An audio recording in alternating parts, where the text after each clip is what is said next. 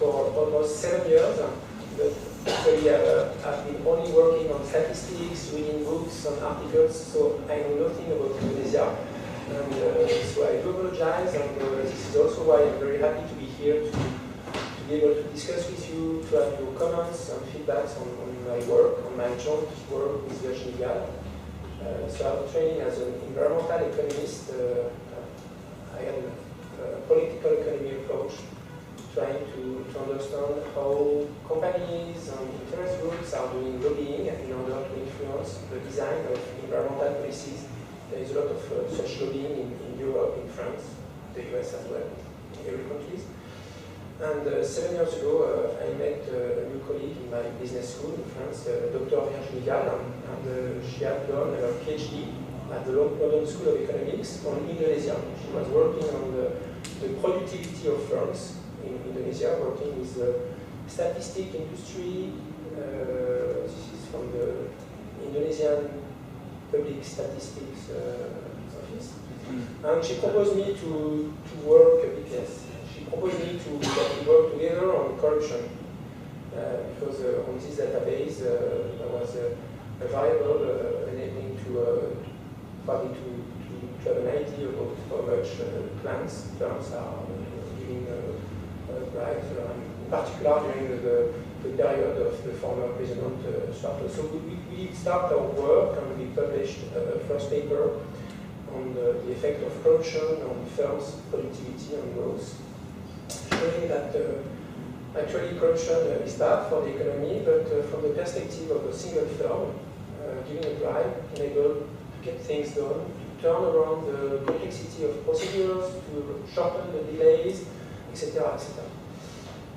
And then we continued our work on corruption and also on different directions, and we decided to work on entrepreneurship. Entrepreneurship, which is very important in terms of development, in terms of employment, and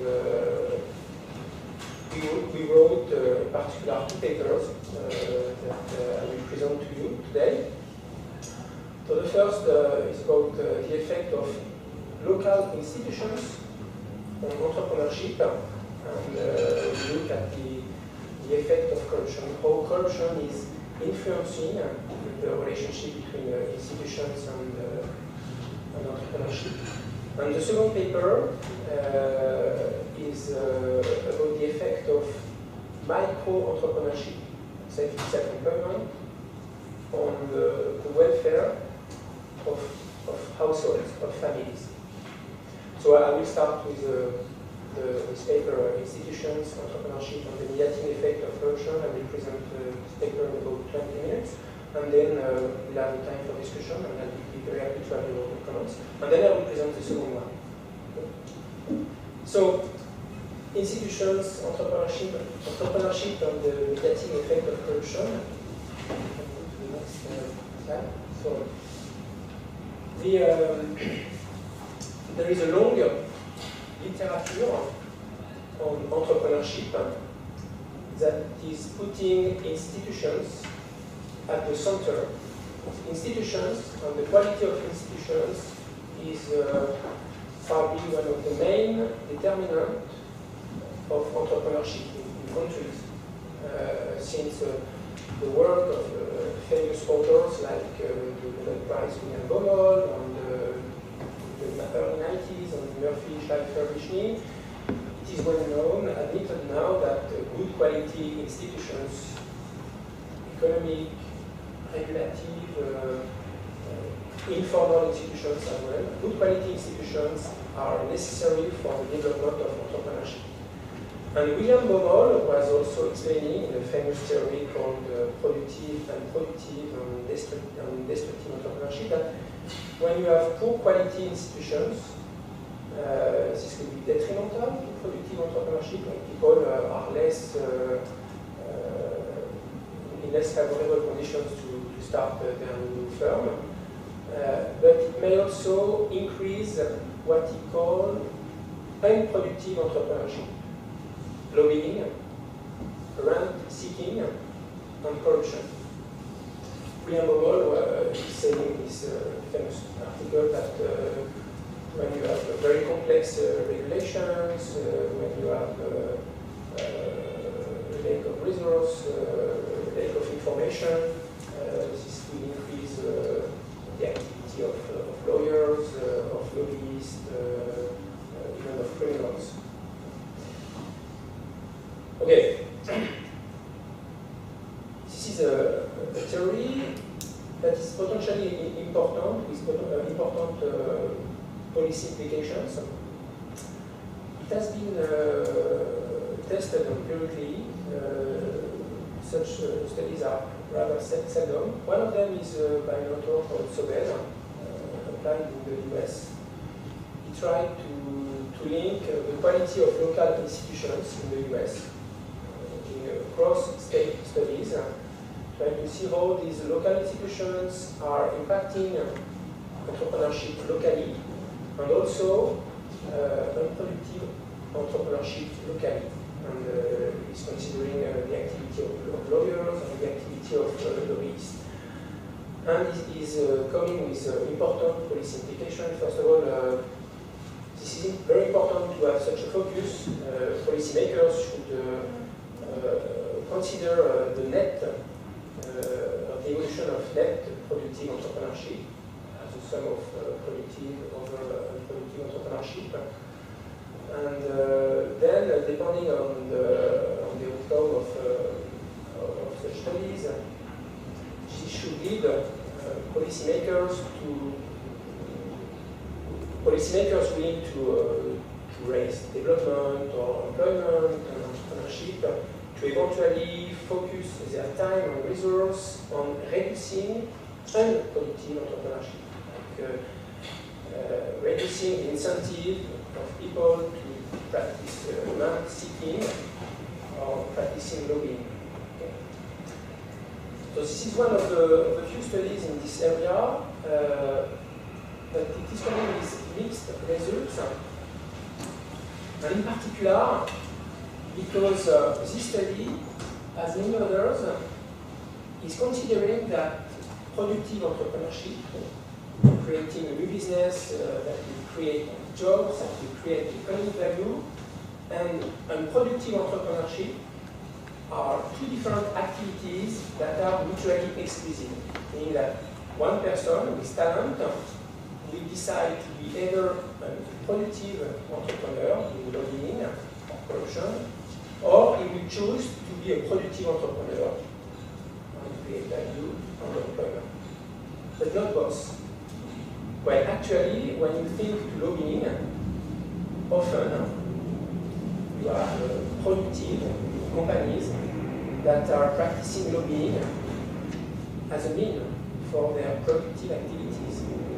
Like taking the example of the US, this study, in Washington or in every center of power, firms are lobbying in order to provide the regulator, the legislator, with all the relevant information from their sector in order to support good regulations, in order to be sure that the decision makers will make good decisions. When you have a situation of information asymmetry, legislators need all the relevant information, and lobbying, informational lobbying, can be positive by correcting a situation of information asymmetry. So in this case, a company manager may practice productive activity plus an unproductive activity, lobbying, but in a positive sense. And this unproductive activity, lobbying, is made necessary in order to correct the situation, in order to correct the kind of failure, institutional failure, information asymmetry. The idea why we is that it is potentially the same with corruption. And in the words of Julien and other authors like Julien and Erickson, often productive entrepreneurship can be practiced by productive entrepreneurs as a response to some institutional failures. Because institutions are missing or underdeveloped, productive entrepreneurs and managers will eventually develop institutional activities, this is another word for unproductive activities, as a compensation. So now I'm coming to corruption. In many countries, I think this is also the case of Indonesia, you may have very complex procedures, administrative procedures, like how long does it take to obtain a business permit? You probably know better than me, but I'm quoting the figures from the World Bank doing business indicators in 2008. The figures are a little bit old, but in 2008 they were explaining that in Indonesia it took about 151 days to obtain a business permit, which is quite long compared to other countries, even in Southeast Asia. Because of many procedures, you need to go, at that time, correct me if I'm wrong, you need to go to 12 different agencies if you want to start a new business. So very long, very costly. This is one example. At the same time, Transparency International from Indonesia was questioning business persons in Indonesia, asking them, is there corruption and what are the main motives for giving bribes? And one of the main answers was, well, to obtain business permits in the short-term period of time, to fasten the process. Okay. So, in this case, bribing is not completely in the negative sense.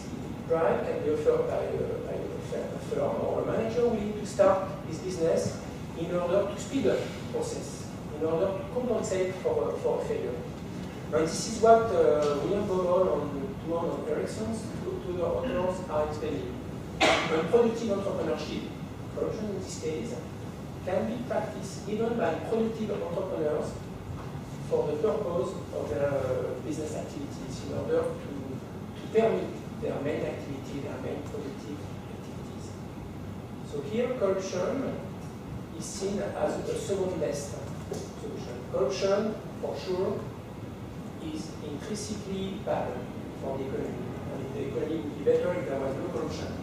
But because you have failing institutions, there may be corruption as a response, as a second best response to this situation. So there is a long subsequent literature on this second best effect of corruption. We contributed to this Virginie Gallo on this with the paper I mentioned earlier. And here we focus on our outcome is to focus on this second best effect of corruption from the perspective of entrepreneurs.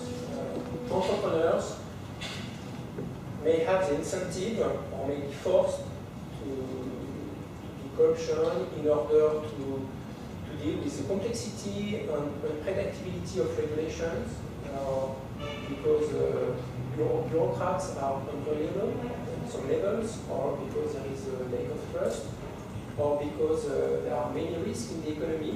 So in order to avoid this risk, or to avoid excessive costs, like excessive taxations, or if there is a lack of resource, there is a poor access to credit, or a poor access to some public services like transportation or water or whatever, that can be contributed to.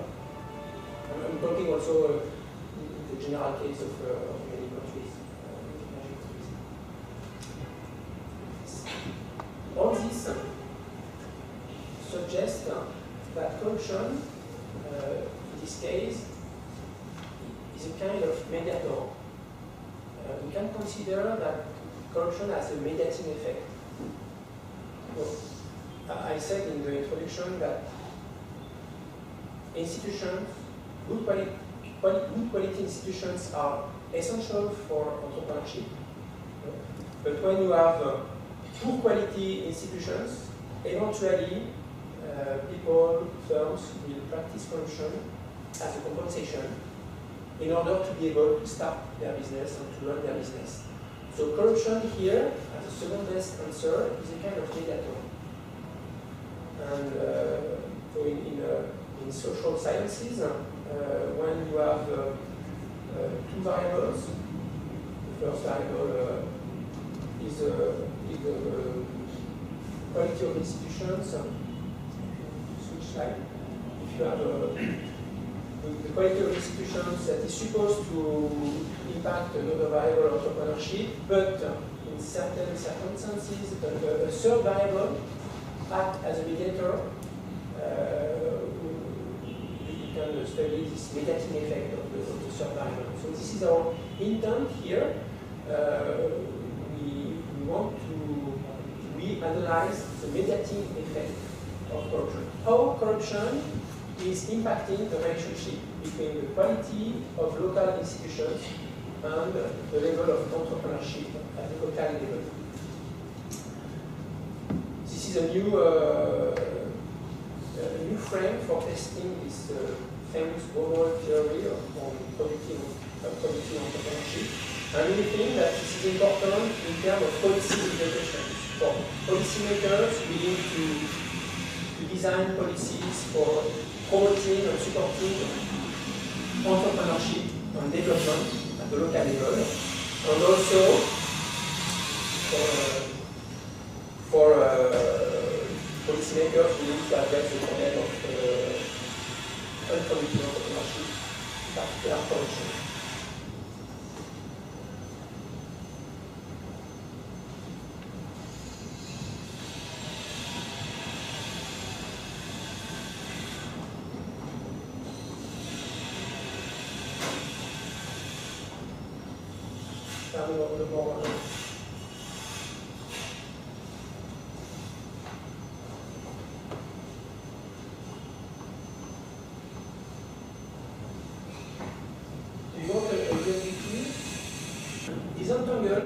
What's really happening? To take into account the mediating effect of corruption in order to be able to unveil the real direct effect of institutions' quality on productive entrepreneurship. Otherwise, you may have biased observations. So, we test this frame in the case of Indonesia. We choose Indonesia because we have been working on Indonesia for a while, but also because this is an emerging country with common characteristics with other emerging countries. This is a large country with a large within variation in the quality of institutions, like 16,000 islands with different decentralized organization for historical, political, economic reasons, different context of quality of institutions. So we consider the effect of local institutions taken at the district level, kabupaten. This is one of the only words in Indonesia that I know, kabupaten. So we consider 210 administrative districts. And also we consider eventually the quality of institutions at the level of province. And eventually the quality of institutions at the level of sub-sectors of the manufacturing industry. We consider 323 5-digit sub-sectors of the manufacturing industry. And we measure entrepreneurship at the level of these 323 5-digit sub-sectors of the manufacturing industry, and also at the level of the district. So in each district, we have to take a measure, when possible, of entrepreneurship in one of the 323 subsectors. And because we have measures of local institutions for the years 2000 and 2007, we focus our study on these 2 years. In order to do this, we use two databases.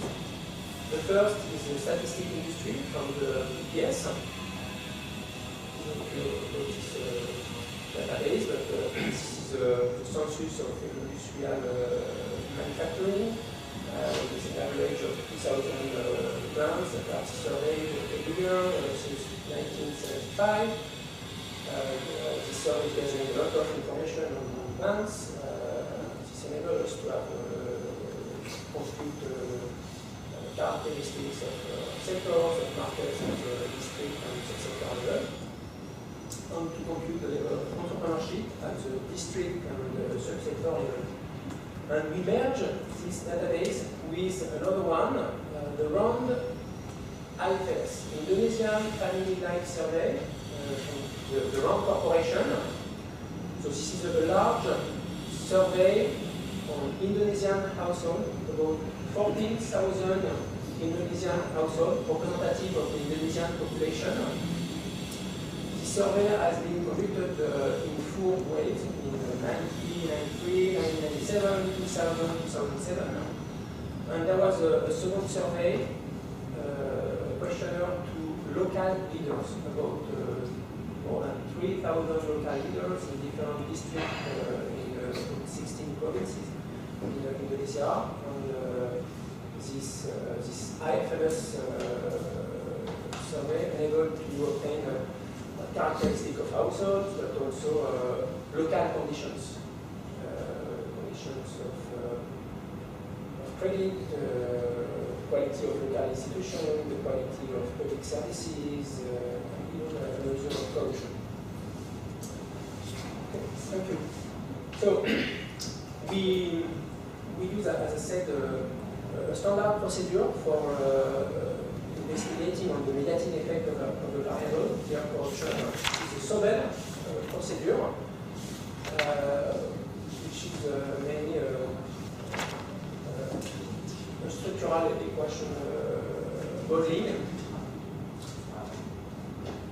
So this is basically doing standard relations of the system. And the first model unable to investigate the total effect of a variable, IQ, for the quality of institutions on entry entrepreneurship. So this first equation represents the estimation of the total effect of this variable, institution quality, like for example the level of local taxes, or the quality of bureaucratic services, or the quality of transportation services on entrepreneurship. The second equation unable to estimate the effect of the quality of institutions on the mediator, here, corruption. And the third equation unable to estimate the indirect effect of institution, the direct effect of institution quality on entrepreneurship when we control for the effect of the mediator, corruption. And then we use a series of control variables that are standard in studies on entrepreneurship. We consider the size of the market, the level of competition, the level of education, the level of wage, all taken at the district and subsector levels or province level. Okay. So here is a list of variables and we are considering, sorry. So the source. So first of all, the entry rate, which is taken from the statistic industry. We also take the availability of credit, one of our institution quality variable. The size of the market. But by the way, on the previous slide, I presented the model. So we will test this model several times. We use alternatively several measures of the quality of institutions. We will start with the level of local taxation, and then we use a measure of the quality of bureaucratic services, a measure of the quality of transportation services, a measure of the availability of credit to firms, and also a measure of the quality of informal institutions. For this, we take the quality of the availability of informal credit, the presence of or access to, this is another Indonesian word, arisan. It So we could take a proxy of this variable from the one IFRS sum. So quickly, the matrix of correlation of the data, we can observe that first of all, corruption is positively correlated to entrepreneurship. And then that our measure of institution quality, so local tax, quality of bureaucratic services, quality of transportation services, credit availability, and informal credit availability. The quality is positively correlated to entrepreneurship. Like when you have more taxes, this is detrimental to entrepreneurship, but when you have a better quality of bureaucratic services, there is a positive correlation with entrepreneurship. So, we test the mediatine effect model that I presented earlier several times, as I said. First of all, we start with the measure of local taxation, local tax. This local tax measure is taken from the wrong IFRS, and this is based on the occupation tax that is levied at the village level as a proportion of the village budget, local budget, and then we average, with a weighting average, this variable at the province level. To have an indicator of the importance or heaviness of local taxation. So we test the structural equation model. This is the result for the first model, second model, and the third model in each column. And the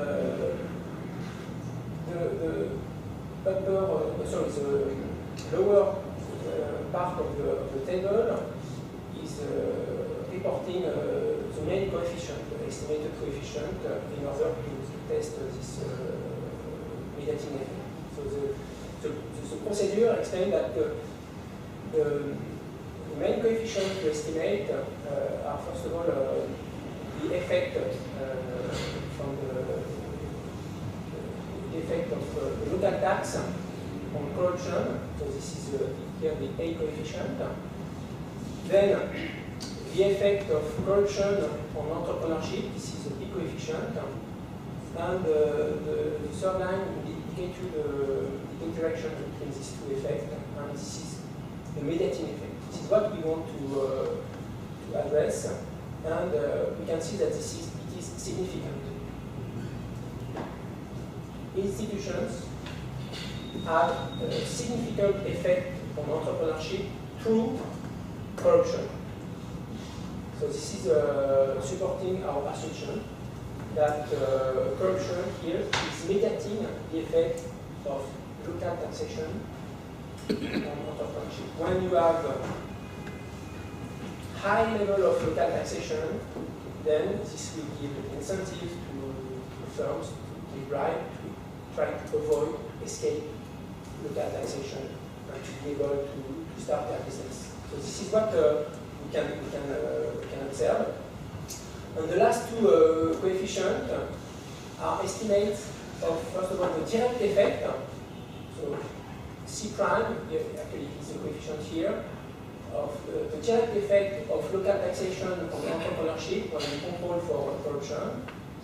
And the C coefficient, this is the total effect from the first regression when we regress directly entrepreneurship on the quality of institution without controlling for corruption. We observe the total effect. This is important that you can see that those two coefficients are different. But this is because of the mediatine effect. Because there is a mediatine effect of corruption, obviously the total effect of institution quality is different from the direct effect of institution quality. There is a wedge between the two, and the wedge is explained by corruption.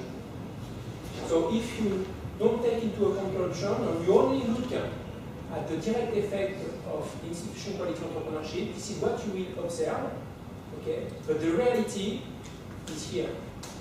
The reality is that the direct effect of local taxation on entrepreneurship is stronger than the total effect that you may observe if you don't take into account taxation.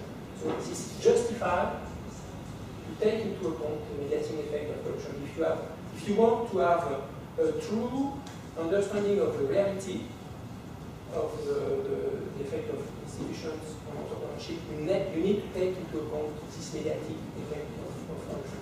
If you want to design a policy in order to promote entrepreneurship, this policy can be, for example, reforming the local tax system.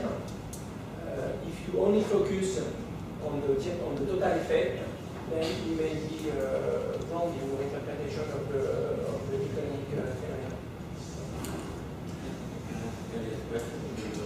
Of course, yeah. Yeah, but I'm not sure about your statement. The higher you get in the local tax office, the more the firm would bribe. You're saying something like that, right?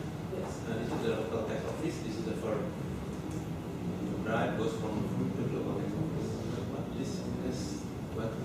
What this has to do with the interpretation? Well, we need to use a concrete example, but like you're a manager or potential manager, you want to start a new business, Yeah. and you may be facing a request to pay new tax. Well, like people from the official agent from the administration will say, your machine is not compliant. This is not good equipment, or you're not complying with the rules. You should pay this tax, or the firm will pay the bribe in order to avoid this additional tax. So what you meant was, if I am a new entrepreneur who would like to run some sort of company or firm in the local area, this local tax office might reduce my incentive to run my own company and become a brand, right? Look, I don't know exactly about how all taxes are levied at the local level, but agencies that are levying tax on small firms at the local level, like taxes are, I guess, levied by at the city level or village level. There are some taxes from district level, province level also. Yeah. I mean, the more corrupt the local tax office, the less incentive to become an entrepreneur, right? Yeah.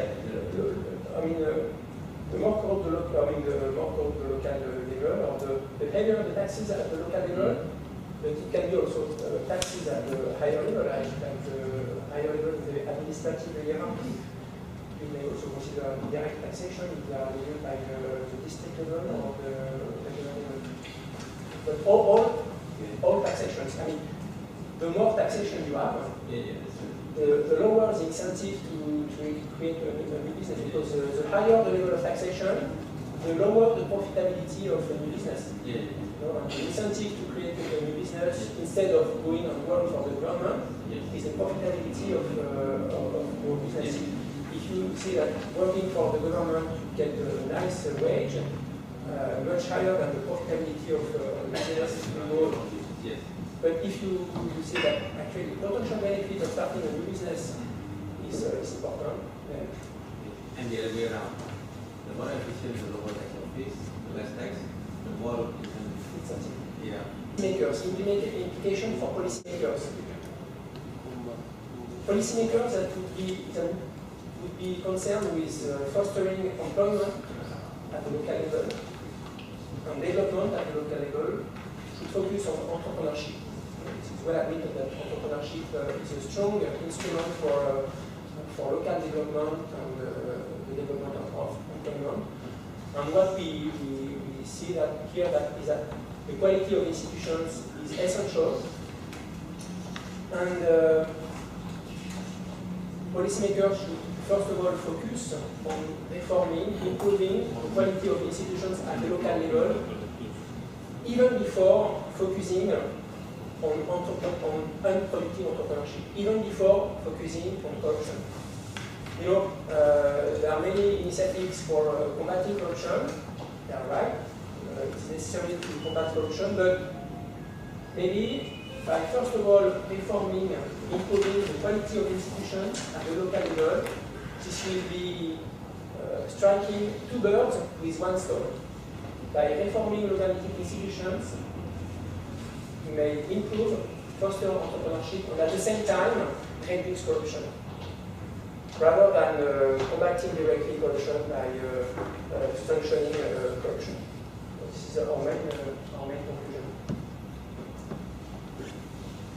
Thank you for your attention, and as I told you, I would be very happy to get your comments and feedback on this one. Thank you. Sebelum ini biar kita nggak lupa nanti, saya summary dulu ya Pak ya, bahwa I'm trying to summarize the result presented today. Jadi intinya dari temuan Prof. Julien ini adalah the less quality on service, transport, more corrupt, more complex of tax, meaning less entrepreneur available in that area. Right? Yeah. Jadi makin parah, makin buruknya jasa pelayanan daerah, transportasi, makin korupsi, makin kompleks perpajakan daerah, makin kecil dorongan orang untuk menjadi entrepreneur itu. Dan di hasil daerah makin bagus quality, makin bagus transport, makin bagus tingkat pelayanan atau tidak korup, makin sederhana pajak, itu makin besar dorongan untuk menjadi entrepreneur. Temuannya. I think pardon me for saying this, but everyone knows this, but not empirically.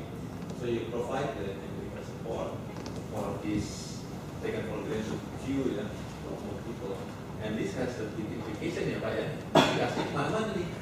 Desentralisasi fiskal, otonomi daerah, pintu, reformasi pajak, pendelegasian PBB daerah, apakah sudah pas itu misalnya ya, sehingga orang terdorong menjadi entrepreneur di daerah atau di pusat aja gitu.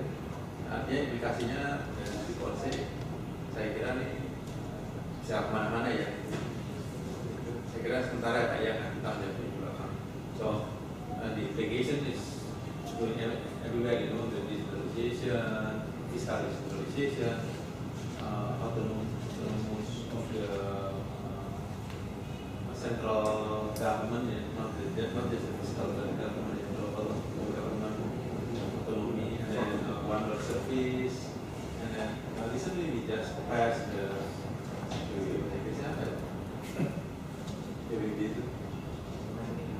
tax by property tax, nothing we heard about that yet.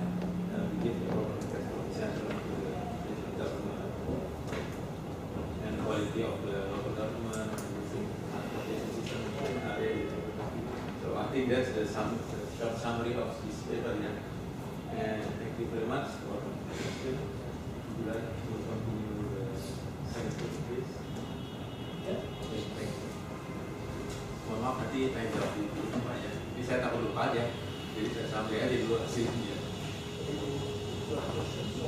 Well, I just summarize the finding, and then otherwise we will forget after the second presentation. So just remind about the first presentation. Okay, so we continue with entrepreneurship.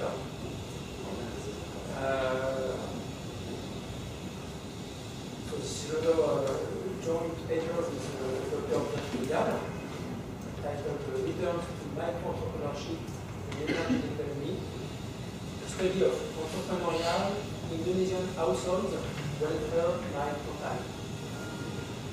So I will take the paper and the assumptions and then the study and finally the result on the applications. And I will start by exposing a paradox. Micro-entrepreneurship and self-employment is widespread. It's highly developed in many economies, but in particular in emerging economies, least and developing economies.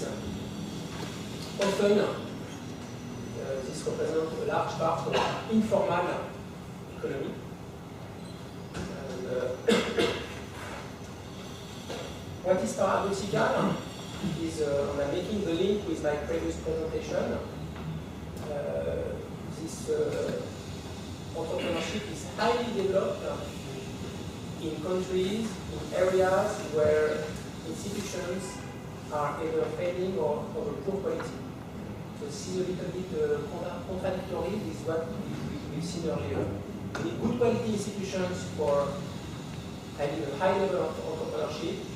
And what we can observe is that in many countries, there is a high level of micro-entrepreneurship, very small business, 1, 2 people, 3 people. A high level of entrepreneurship despite poor quality institutions.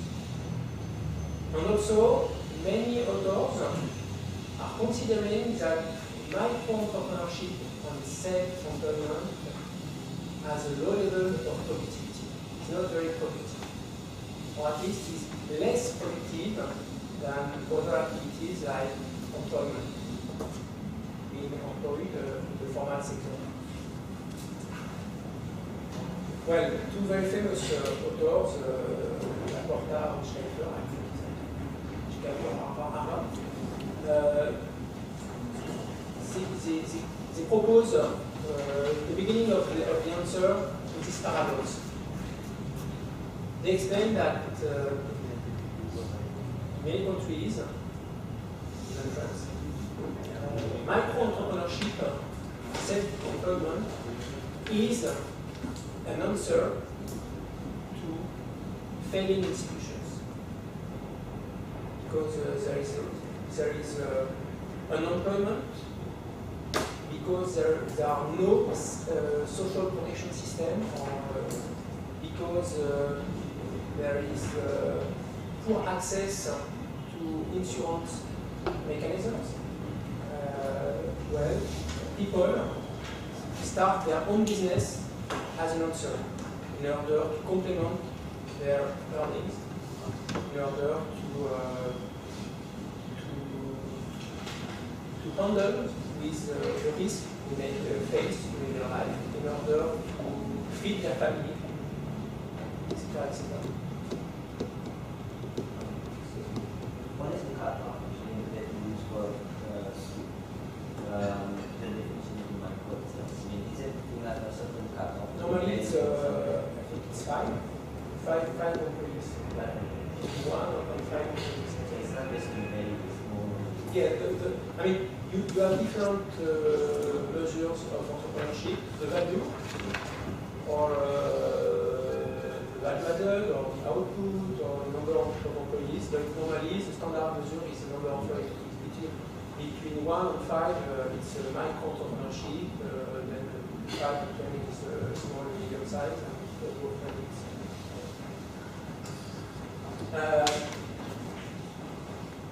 And there is a second answer to this solution to this apparent paradox, that most of the literature is making conclusions based on studies that are assessing the rewards to micro-entrepreneurship, focusing only on the single entrepreneur and not the entrepreneur and his family, his household, and only focusing on the income in terms of rewards, only considering the income, the cash flow or the value added of the activity. In this paper, we take a different posture from the literature, also following the idea of Laporta and Schaeffer. First of all, we consider the rewards of entrepreneurship for the entire household, family. And we not just consider income, we consider income, but also the additional consumption and the additional assets for the family, thanks to the participation of to micro-entrepreneurship. Is micro-entrepreneurship bringing additional income but also consumption and assets for the household and family? This is very important, first of all, because it is well known now that the decision to start a micro-business or being self-employed usually is taken within the family. This decision because we want, or people want to increase the earnings of the household, of the family, feeding the family, getting more income, rewards for sending kids to school, increasing the level of health, and so on. Also, often the micro-business will be operated within the household. And even the financing can originate partly from the household itself. So really there is this idea that the micro-enterprise is embedded within the household. There are many connections between the two. So this is justified to consider micro-entrepreneurship from the perspective of the household. Second, if you want to have a clear assessment of the reward to an activity, to entrepreneurship in particular, you need to have a complete picture. Obviously, poor households will eventually consume directly part of the output of their micro-business. If you consider that, an example, selling food industry, this is a micro-business. Eventually, a part of the output will be consumed directly by the family. If you consider a retailer of commodities, commodities in cities or in rural area, the same part of the output will eventually be consumed directly by the family. And this is a non-market transaction. You cannot observe it using official statistics on income, on value, because it is not reported, it is not declared. It is direct consumption of the output. This is a non-market phenomenon. So if you only look at income, you miss all this non-market transaction.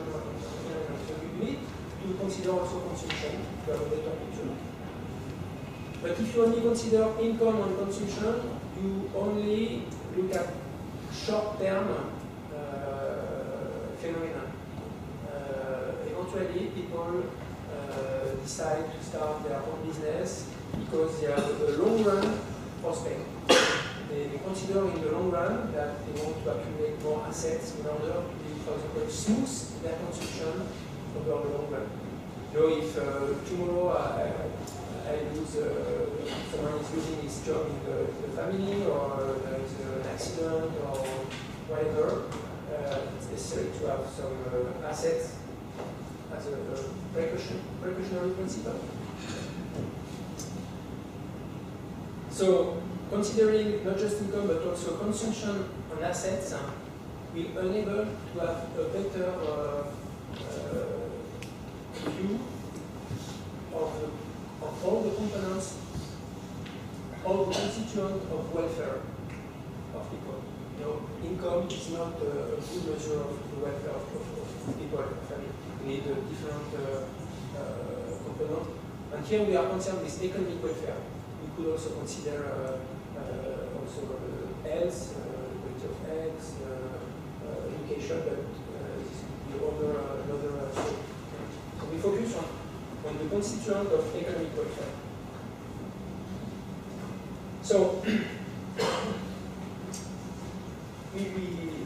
here again we have mainly an empirical study. So we don't develop a technical model. We test assumptions. So we develop assumptions based on the literature, on entrepreneurship and development. And we assume, first of all, that in the context of developing countries, on average, when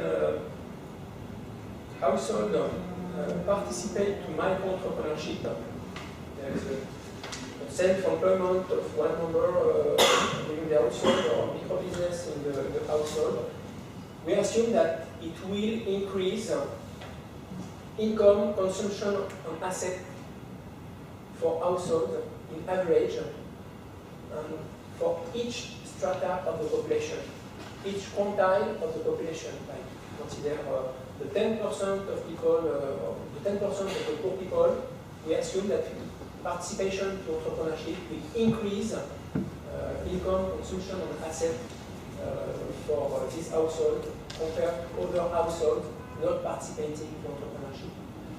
The same for the 10-20% next strata of the population, and even for the richest households. For the 10% richest household, we assume that participation to micro-entrepreneurship will also increase their income, consumption, and assets. Then our second, or maybe I should give you some justification.